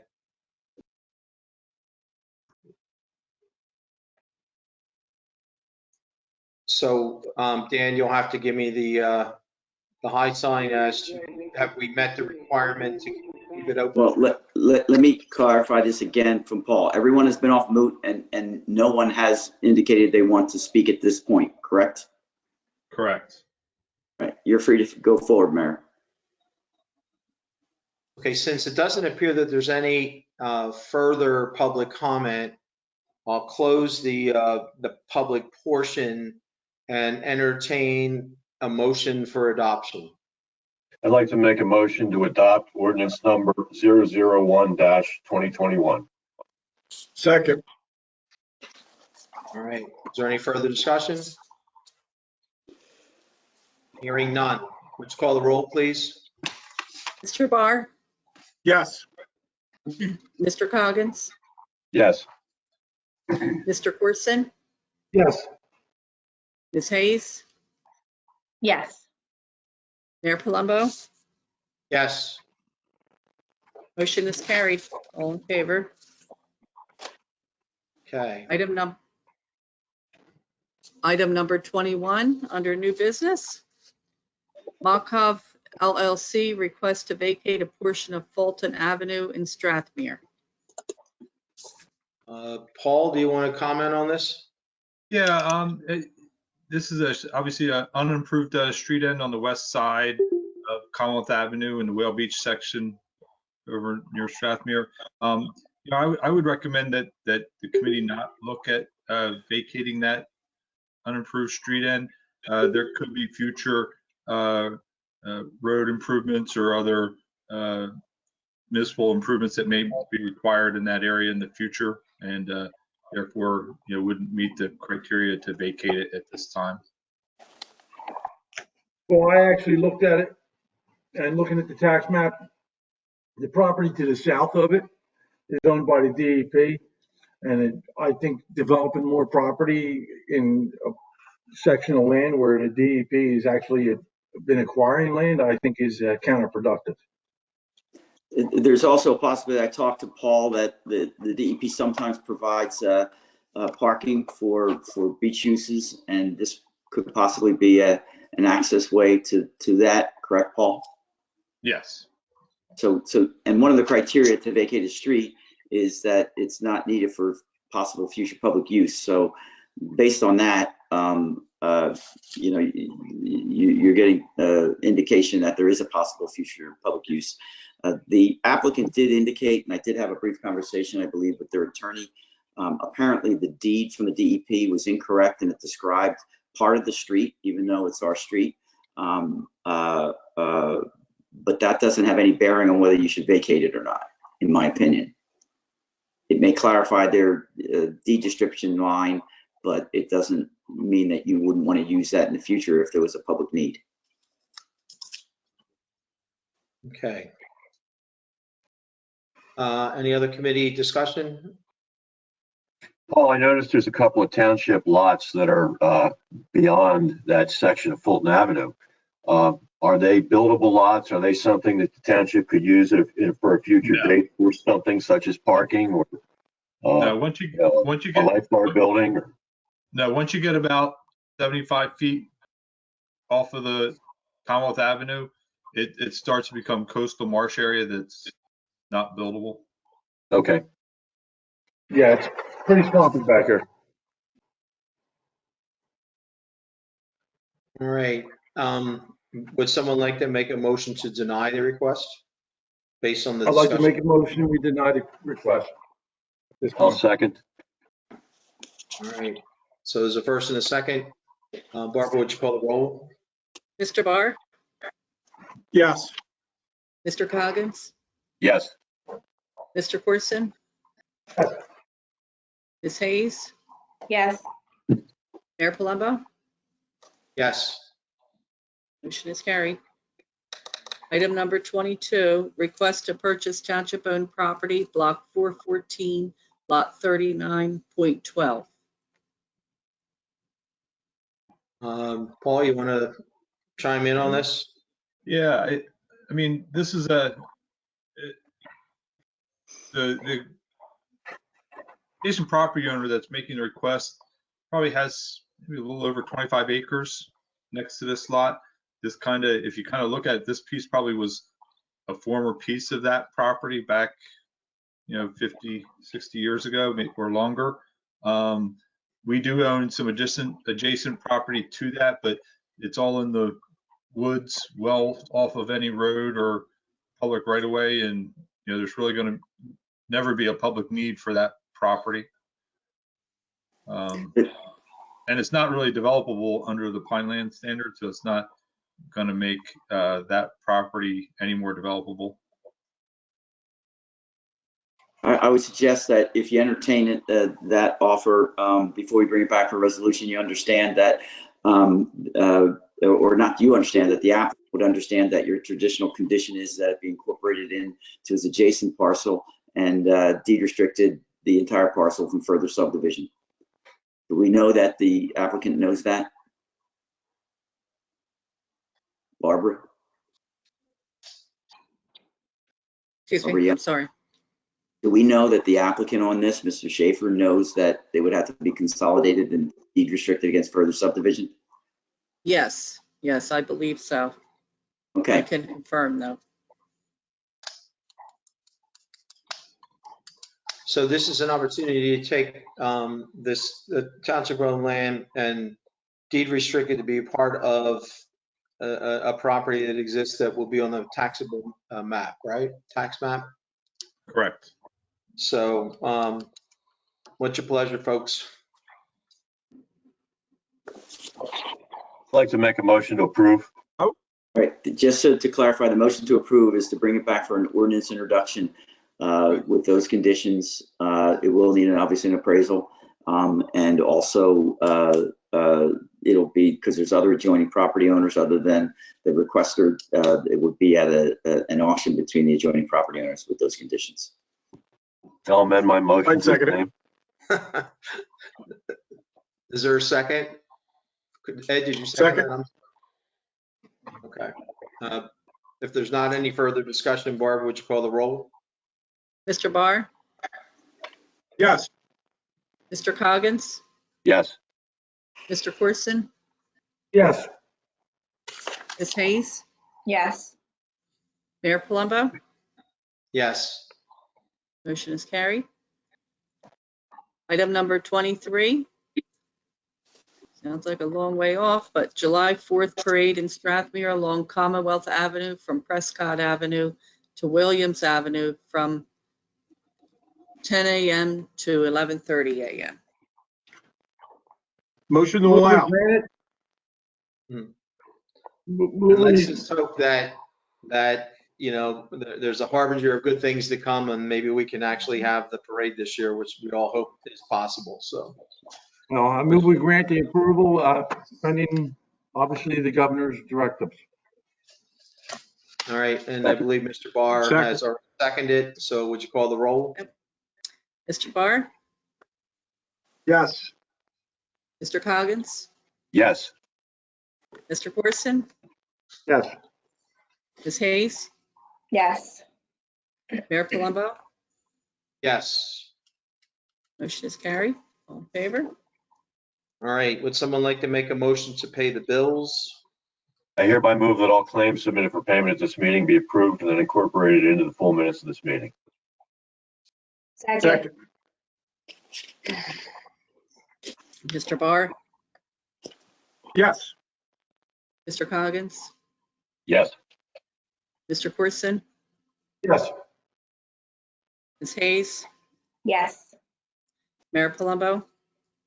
Yes. Motion is carried. All right, there's one report from our municipal departments, that's of the municipal court. That will be available upon request of the clerk's office after tomorrow. So I'd like to make a motion that we accept this report. Second. Second. Mr. Barr, Yes. Mr. Coggins, Yes. Mr. Corson, Yes. Ms. Hayes, Yes. Mayor Palumbo. Yes. Motion is carried. All in favor? So at this time, we've reached the public comment portion of the meeting. If anyone would like to address the township committee, now's the time to do so. I would ask that we recognize you, state your name, your address, and your reason for addressing the committee. I would like to ensure that the questions are specifically pertaining to Upper Township and go from there. So who would like to go first to address the township committee?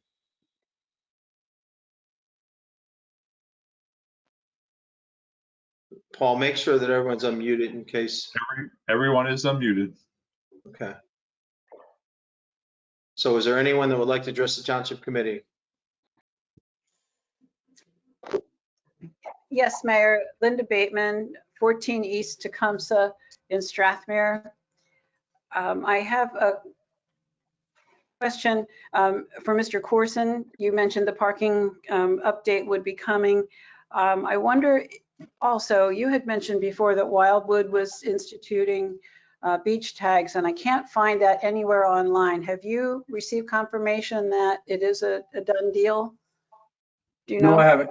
Putting you on the spot. No, I haven't. It's probably the same people are here and we're doing it, and we haven't instituted it yet. So it's, I heard it was up for discussion and they've been talking about it. Okay. And I will just one more time extend the offer that with the SIA, I would love to host a Zoom meeting so that maybe with the parking consultant or with some of our members of the committee, this idea of what's going to happen with parking or what's proposed to happen with parking and the possibility of beach tags could be talked about rather than kind of putting, I don't want to say putting the members of the committee on the spot, but the members of the committee don't feel that they're working in a draft situation and they don't want or don't feel able to share with us what's going on. And what it's Well, the problem is a lot of chatter and questions and rumors that are addressed to us.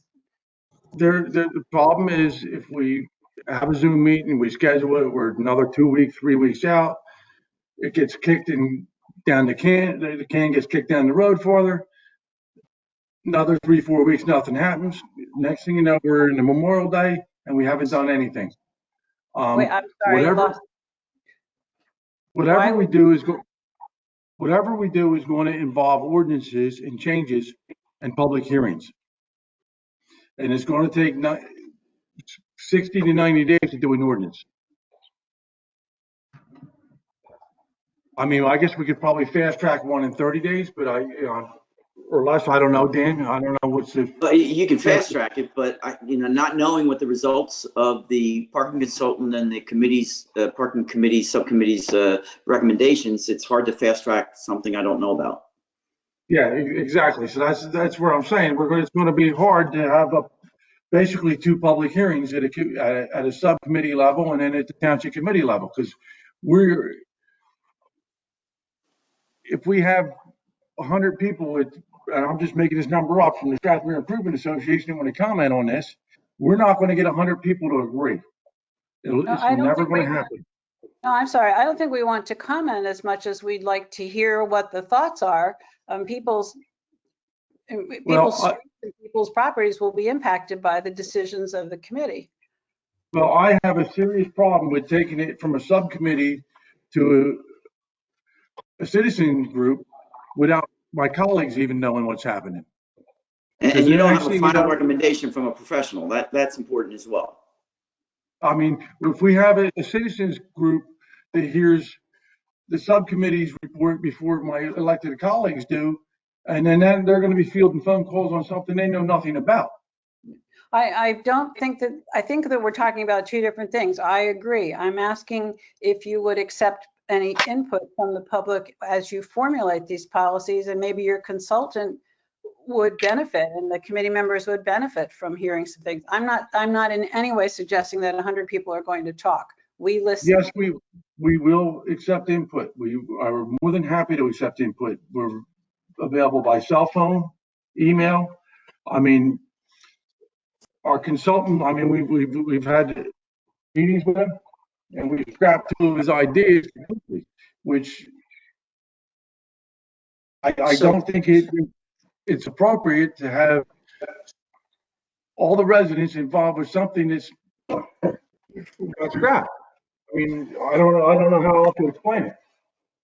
Well, I guess I'll compare it to when we had the bulkhead meeting and there was just an exchange of questions and answers. There wasn't any, there are questions that people have or there's information people would like to have. I'm just extending the offer. It's very easy to do, and I don't imagine there will be 100 people who wanted to make comments as much as people who want to know what's going on. This is impacting. Linda, the purpose of the subcommittee. Curtis, let me ask. The whole purpose of the subcommittee and having this thing where we were was to get the community involved and to get people involved, and there is people from the community involved.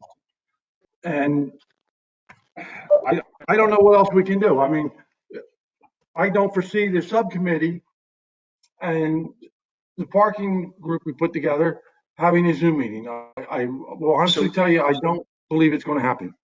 Curtis, can I add something? I just like to ask one, can I ask one question first? You said you have an upcoming subcommittee meeting. Are you able to, you think that you, or I know Ed's also on the committee, would be able to give us a little update as you know, summary? And so if that's possible for the next meeting, Linda, I would suggest that if folks are really concerned that, you know, they should join this meeting and hear, you know, what the report is from Mr. Corson or Mr. Barr, whoever decides to do it, as to where this, at least preliminary, is headed. And as Mr. Corson said earlier, there is an ordinance that's going to be involved with not just the parking, but also a separate ordinance for beach tags. So there's plenty of time to comment during that as well. So, you know, maybe a way to do this. The only thing I would suggest, it's very difficult. We can't have a public meeting with a lot of people. So a Zoom call is you know, what we have at our disposal at this point. And, you know, I think in fairness to the people on the committee, subcommittee, and also the report for the committee as a whole, you know, it might be a way of communicating that information, you know, having some of your members join, you know, the call for the next meeting on February 8th, I believe it is. Well, can I interject just for a moment? It's entirely possible that, and I haven't been involved, and I haven't been going to the parking subcommittee meetings, but I'm aware of the possibilities of what could occur with respect to, you know, some of the broader issues. In line with that, there's a possibility that there could be a couple of negotiations of contracts that will be necessary to do that along the enforcement side. And I'm not sure it's mature enough at this point, at least from what I know, to have a public meeting that could impact what direction we go in contract negotiations, because there is an enforcement angle that either has to be done by the state police or some other enforcement entity. So I wasn't looking for a meeting specifically on that, just that there might be a potential report or an update. Well, I was prepared to bring, if we would have had the meeting, it was scheduled for the 25th, or I don't even, for last week, the 19th, that got waylaid because of conflicts. I would have had a report tonight. I assure you, I will have a report at the next meeting, because we do have a meeting on the 1st. I will be ready to report to everyone on the 8th. I'm sure that it's a public meeting. I'm sure somebody's going to comment on it, and we will field the comments. But I mean, we can put it on an agenda item as a new business or unfinished business, and where I can bring it up in my reports. I'll handle it however it wants to be handled. Anything we do is going to involve. Anything we do is going to, let me finish, involve an ordinance. It has to be introduced at a public meeting. It has to be published. It has to be heard at a public meeting. So the public is going to have ample opportunity to input. Are we going to make everybody happy? No. Somebody's going to be upset. Some people are going to think we didn't do enough. Some people are going to think we did too much. I've had there's been articles in the newspaper. People have had opportunities to feedback. I've gotten feedback. I've gotten phone calls. I've gotten emails. I've gotten texts. And believe it or not, Linda, it was from nobody on the island. Everybody that's had input has been off the island, and they're upset about beach tags. So, may I address that, please? I'm flabbergasted. We have not said anything about beach tags in any of our communication because it is still in the talking stages. And yes, people have asked about it. I just don't understand why, or maybe we are supposed to approach the people on the parking committee with our input. Is that what you're saying? That's how we should communicate? We've tried not to. Yeah, I don't want to speak publicly. Can I add something here? Let me finish one sentence. I couldn't tell you right now how people in town feel about beach tags because it is such a hot button issue. We've discussed it for it's been before I was even here. It's been discussed. So I don't know that I could say tonight this is how everyone feels, and I don't think there's really been a forum to talk about that. And the other part of this is that if we control parking, do we even need beach tags? And I'm sure that's something your committee is discussing. But without input, we're back to where we were with the building ordinance, where where people in town turned on people on the committee because they felt they hadn't been consulted, they hadn't been brought along. I guess I just don't understand why input is not. It's My not phone line, my controversial. email's there. I'm Go open to adversarial. input. Pardon me? Can I My add something, email- please? Yes, you can. Go ahead, Ed, please. Okay. Linda, I assure you, we're taking a comprehensive approach to addressing, number one, the safety issues that we have in town. Our consultant, the main reason why we're looking at the consultant is he's going to give us some advice on the schematic, putting the schematic together. We can figure out what's going to be legal, what meets the Title 39 laws. And by sitting down and coming up with an idea as far as how we could get the maximum amount of parking spots throughout the entire town, that's where we're at right now. Believe me, when this is all said and done, there's going to be some people that aren't going to be happy with what the findings are and the impact of their pieces of property, but we are looking at the public safety issues right now. Do we have a schematic? Yes, we do. Is it finished? No. So that's pretty much where we are right now.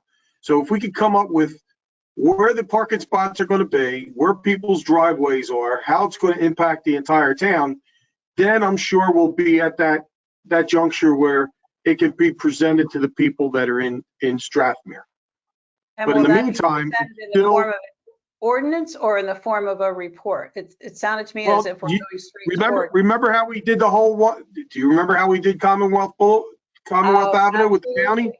Absolutely. That's And we how all it's- behaved, didn't we? Well, more than likely, that's how it's going to end up. We're going to have a schematic. We're going to show everybody how the parking is going to be.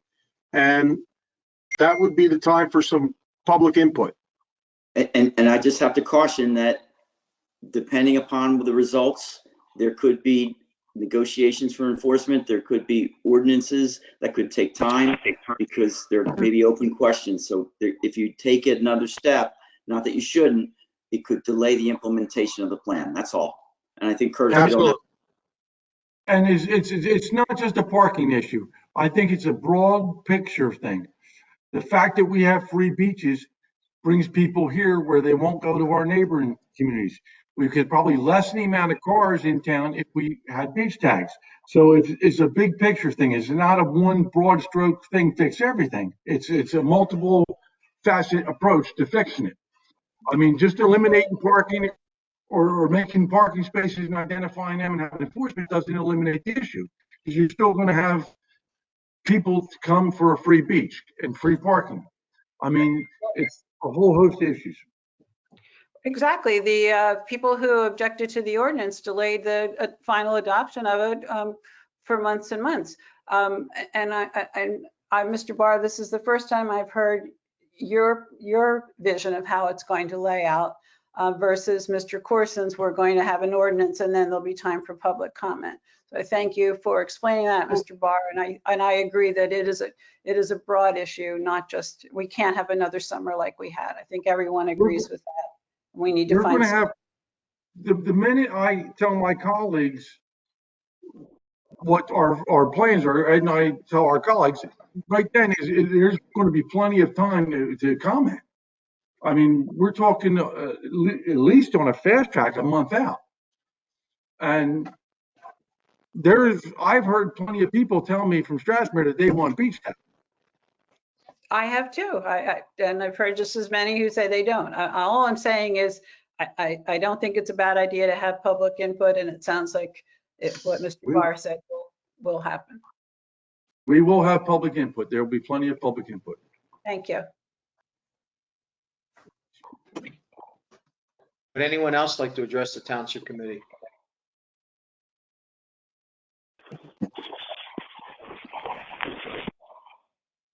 Well, everybody's unmuted. Yes, everybody's been unmuted.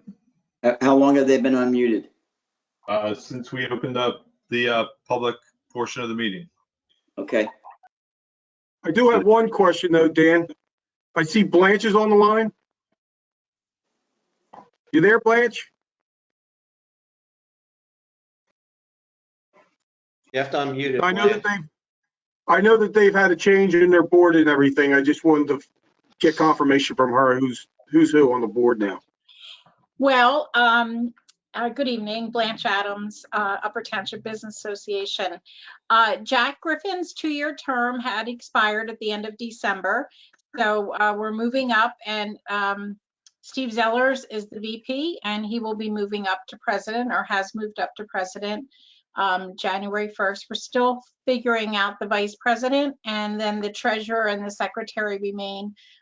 Liz Foglio is the secretary and Ralph Cooper is the treasurer. And I'm Okay, thanks, still a Blanche. board member. So, okay. Sure thing. Thank you. You're welcome. Okay, is there anyone else that would like to address the township committee?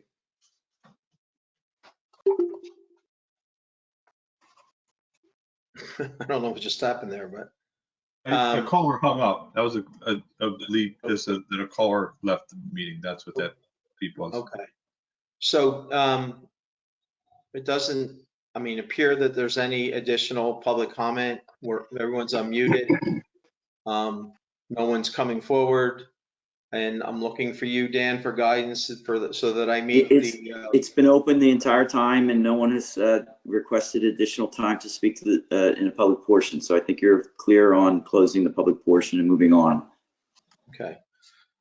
So having heard that, I'll close the public comment portion of the meeting and entertain a motion to go into executive session. Mr. Coggins, if you would. I hereby move that a resolution be incorporated into the minutes authorizing the Township Committee to enter into an executive session for the following matters pursuant to the Open Public Meetings Act.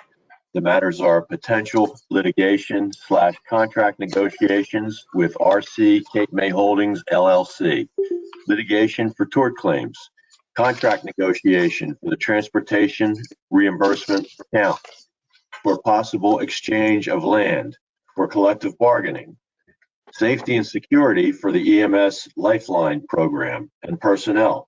I also include in my motion the estimated time and the circumstances under which the discussion conducted in closed session can be disclosed to the public as follows. It is anticipated that the matters discussed in closed session may be disclosed to the public upon the determination of the Township Committee that the public interest will no longer be served by such confidentiality. With respect to employment and personnel matters, such discussions will be made public if and when formal action is taken or when the individuals involved consent that it can be made public. With respect to contract negotiations, such matters will be made public when negotiations have ceased and there is no longer a reason for confidentiality. With respect to litigation matters, such discussions will be made public when litigation is complete and the applicable appeal period has expired. Okay, second. Would you call the roll? Mr. Barr, Yes. Mr. Coggins, Yes. Mr. Corson, Yes. Ms. Hayes, Yes. Mayor Palumbo? Yes. Dan, would you like to let the public know that we're going to go into executive session? But Yes, this link will remain open. Right, this link will remain open. We will come back to the link once we close the closed session portion. There may or may not be action, formal action on any items after closed session, but that's to be determined when we come back into the open session. Okay, so I'll ask the committee to join us in executive session, and we'll be back to close out the meeting.